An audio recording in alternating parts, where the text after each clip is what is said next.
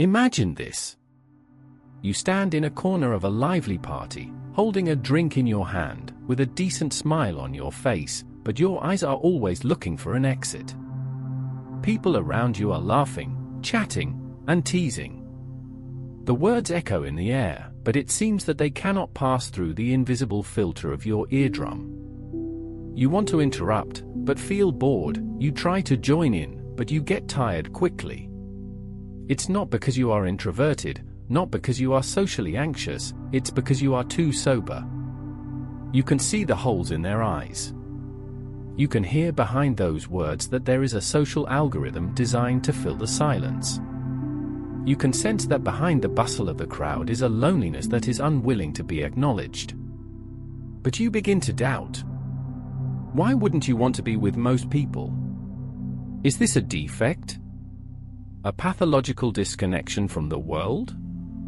Psychology teaches you to step out of your comfort zone, and philosophy encourages you to embrace others, but you feel more and more strongly that you want to escape from all sounds, leaving only silence and thinking.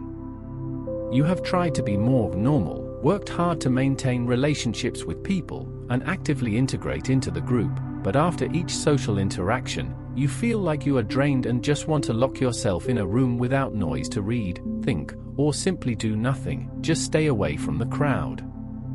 You are not socially anxious. You can talk, make jokes, and be very diplomatic. But in most social situations, you feel empty, meaningless, and even a little sad. You find yourself unable to authentically fit in because you see too much, hear too sincerely, and think too deeply. However, such people are often labeled as weird, eccentric, and difficult to get along with in society. So you're stuck in a paradox. The smarter a person is, the more clearly they can see the facade of social interaction, but the more clearly they see it, the more unbearable it becomes, and the more unbearable it becomes, the lonelier they become. And loneliness should be the source of human fear. But you find a kind of hidden clarity in solitude. So here comes the question: are those who are least sociable the ones who are truly awake? Is it social interaction itself, not a human instinct, but a collective illusion to escape from ourselves and divert attention? Is it true that the social indifference of smart people is not a psychological problem, but a side effect of consciousness upgrading? Have you ever thought that what you are escaping from is not the crowd, but the collective superficial consciousness that the crowd represents? You are not socially indifferent, you are just defending your own mental boundaries. You are not unsociable, you just haven't found someone worthy of your opening up. But this leads to a more acute soul-searching question. When you become less and less willing to socialize, are you protecting yourself, or are you drifting away from your true human nature? Why do smart people become less and less willing to socialize? Is this an evolution of a psychological mechanism, or a metaphor for some modern social disease? Now, we should delve deeper into this issue. Because it's not as simple as you think. Have you discovered that you were not actually resistant to socializing when you were a child? You will naturally play, quarrel, make peace with others, and even feel like old friends at first sight. At that time, you walked into the network of relationships set up by each person without any precautions, sharing, trusting, and relying on them without any doubt. But as you get older, this instinct gradually degenerates. You start social filtering, start to be selectively silent, and start to learn to keep a distance in the hustle and bustle. Why did this change happen? Jung said, the maturity of personality is a process of tearing off one mask after another. When you begin to be aware of your own mask, the social face he calls persona, you also begin to be aware of the disguises of others. At that moment, you are no longer just a participant in the game, but a bystander who sees the rules of the game clearly. The awakening of this bystander will bring a strong side effect: social fatigue. The reason you start avoiding socializing is not because you are not good at communicating, but because you have seen through the insincerity of too many conversations, those meaningless greetings, deliberately maintained favors, and even the hidden control and flattery between each other. You become sensitive and strongly reject fake things. This sense of rejection is the signal of wisdom awakening. But society does not encourage this kind of awakening. Society wants you to be sociable, cooperative, and in tune. Society teaches you to work 8 hours, socialize 8 hours, and meditate 2 hours. Society has never truly respected your rights as an independent, conscious individual. Nietzsche wrote a disturbing statement in Thus Spake Zarathustra: either fall with the herd, or go forward alone. The reason you are suffering is not because you can't socialize, but because you force yourself to play the role of a social shell while trying to stay sane. This is where schizophrenia begins. The awakener and the adapter within you are pulling at you. One wants to contemplate, to search for meaning, to stay real. The other wants you to smile, greet, be sociable, and not be too weird.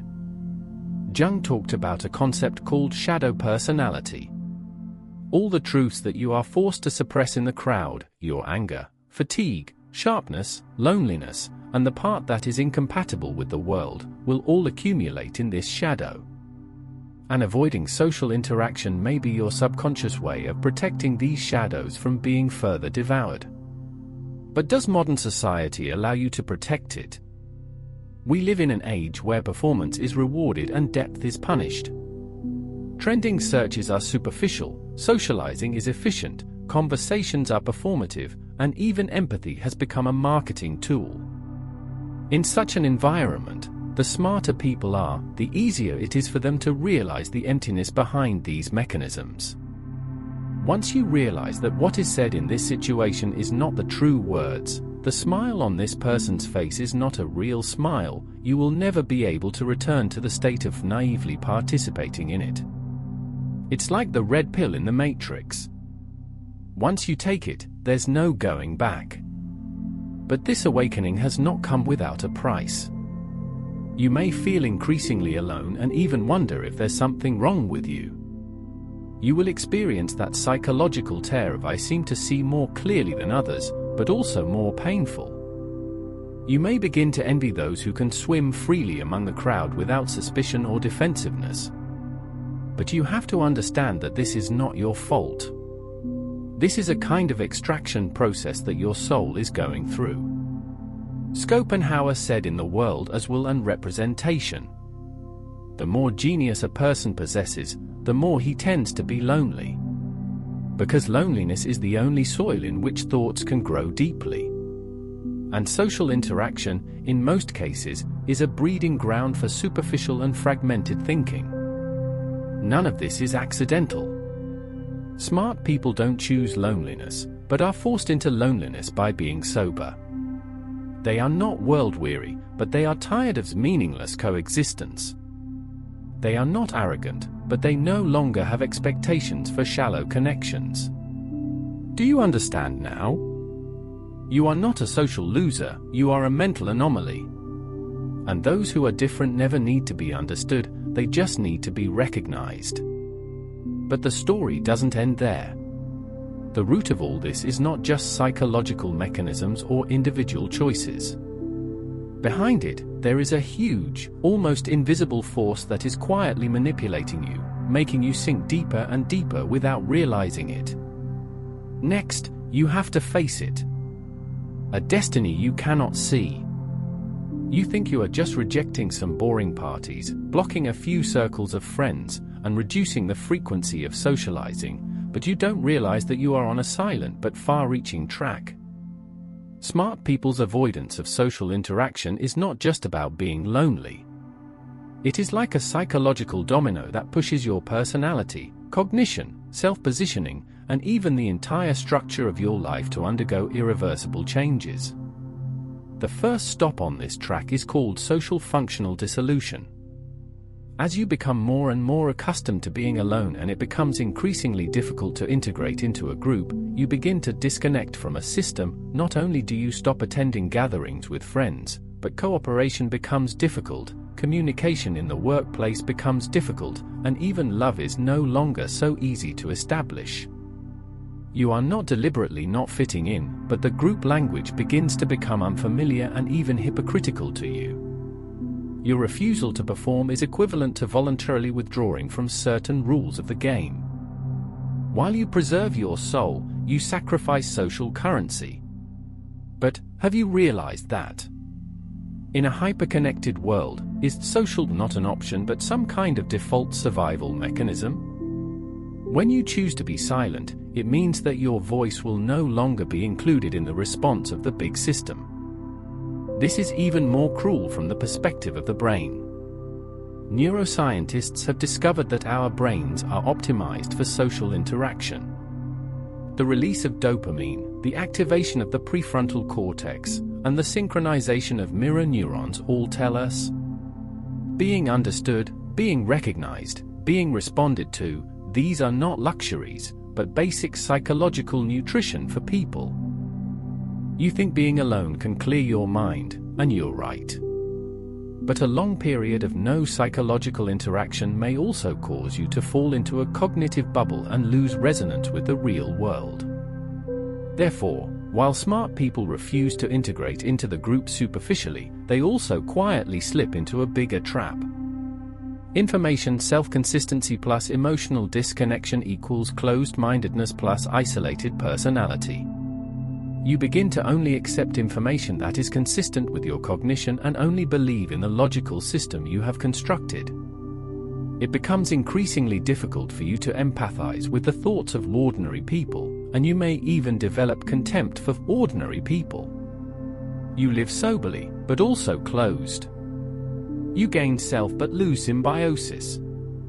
This is not philosophical speculation, but a silent deflection of your destiny. The deeper consequence is the collapse of spiritual values.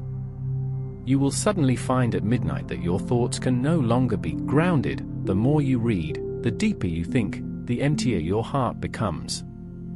You have many thoughts, but you cannot pass them on. No one reads what you write, no one listens to what you say, and your world becomes more and more like a spiritual island.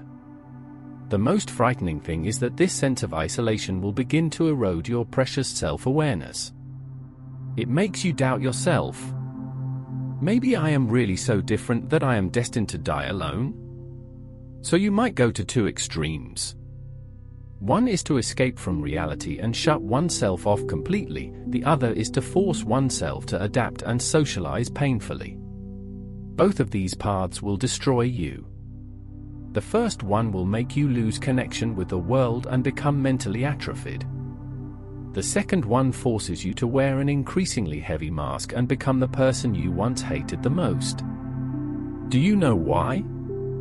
Because you think you are actively choosing not to socialize. But in fact, it is modern society that quietly pushes you to the edge of this choice. This society seems to encourage diversity. But the more sensitive, complex, and clear-headed you are, the more you will be marginalized.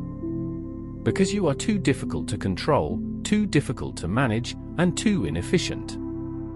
If you don't fit in, it means you can't be quickly categorized and utilized. You are not easily flattered or manipulated.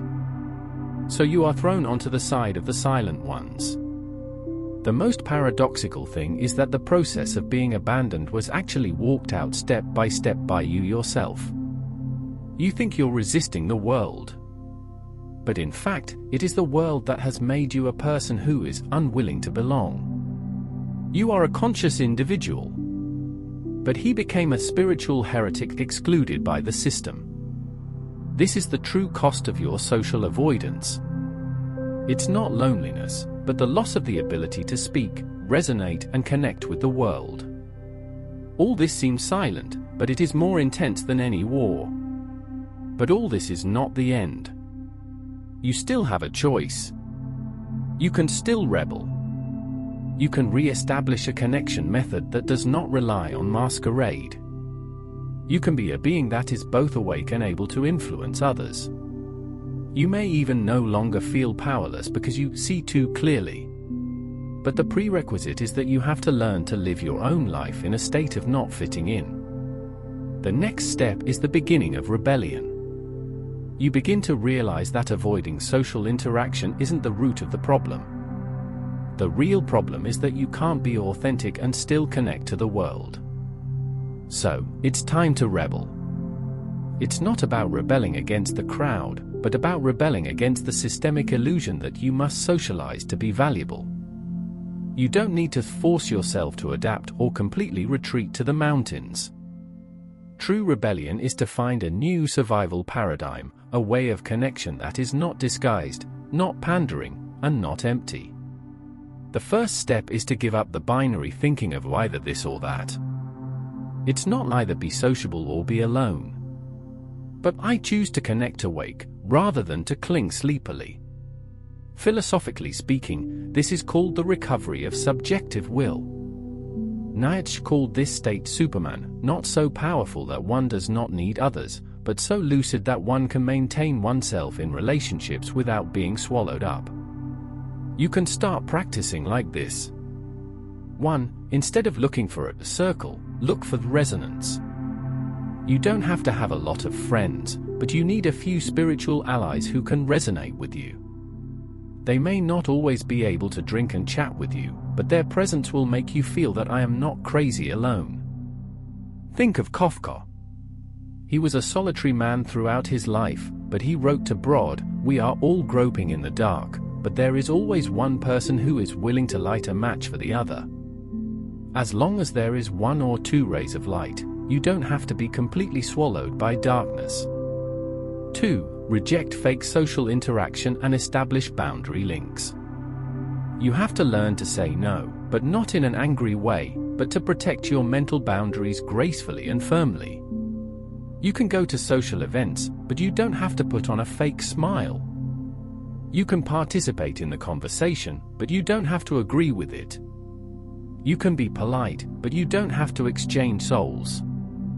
It is more respectable to let others know that you are an impenetrable rock than to try to become easy to get along with water. 3. Speak your truth, even if no one can understand it. The more you suppress your thinking, the more you will lose the courage to think. The less you express yourself, the more likely you are to be misunderstood as cold or weird.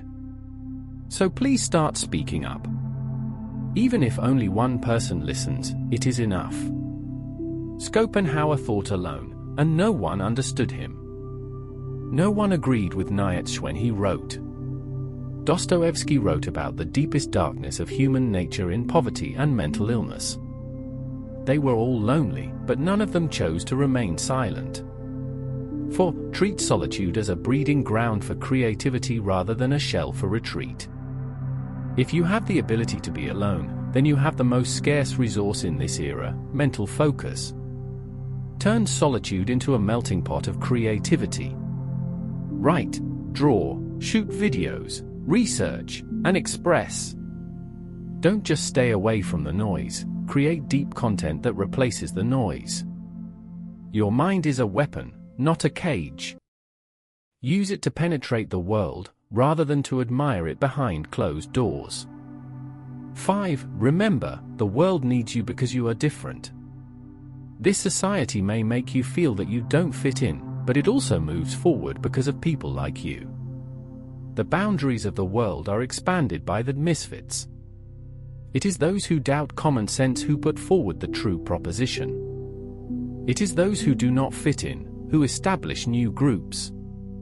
It is those who reject the standard answers who force the world to rethink the issues. You avoid socializing not because you are weak, but because you are looking for a more genuine way to connect. You keep your distance from others, not because you are aloof, but because you haven't met someone deep enough. You feel tired, not because you have failed, but because you have been staying aware.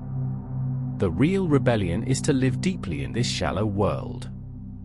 When you achieve this, you are no longer excluded from the social system.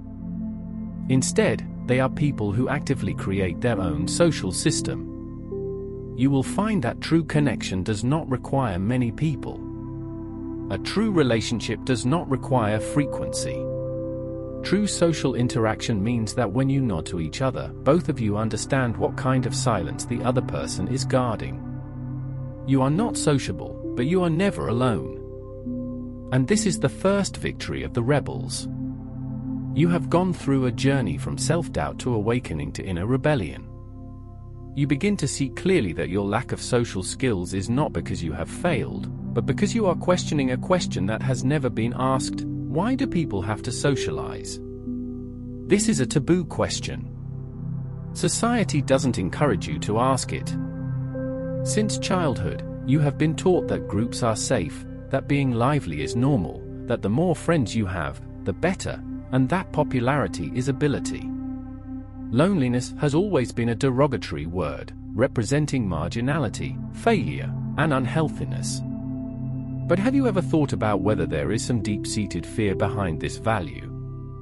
Is the entire society using noise to cover up emptiness? The reason you resist socializing is that you don't want to participate in this game of using relationships to resist nothingness anymore. You have discovered most socializing is not about connection, but about escape. What are you avoiding? Escape from the emptiness in your heart, escape from the lack of meaning, escape from the question of what is the purpose of living. Therefore, people are addicted to excitement, entertainment, gatherings, consumption, and circles of friends, like a group of children screaming in the wind, and dare not stop. You stopped.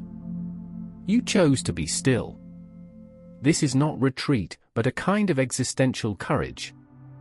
Sartre said, existence precedes essence. You don't live to be social, and you don't have value to be accepted. You yourself are the starting point of the answer. This is the real enlightenment. You finally understand that you, who are not sociable, are not lacking anything. You are just feeling the noise of the world more clearly and experiencing the reality of existence more deeply. What you want is never isolation, but pure resonance. Unfortunately, this world is too noisy and true resonance is as rare as stars. So you would rather remain silent than let your soul depreciate in the noise. Now, think about this question again. Why don't smart people like to socialize? The real answer is not that they are unsociable, cold, inarticulate, or difficult to approach, but that they see through the shallowness, hypocrisy, and functionality of most social interactions. And their souls refuse to exchange their time and dignity for these things. You begin to understand that so-called social skills are not about how good you are at speaking or being likable, but about: can you have quality connections with others while remaining authentic? Can you not distort yourself in order to fit in? Can you be alone without feeling lonely? Can you communicate without losing your authenticity? This is the real high-level social ability. And you are on your way to it. You also begin to realize you can't connect with everyone, but you can connect with what's real.